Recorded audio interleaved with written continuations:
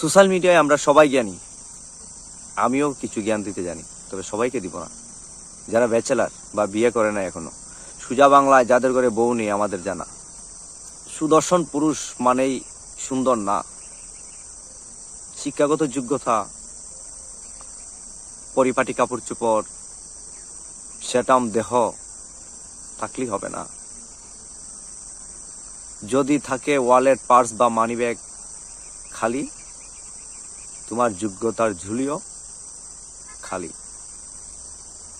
সেজন্যই একজন পুরুষ, সুদর্শন পুরুষ মানে শুধু দেখতে সুন্দর তা নয়।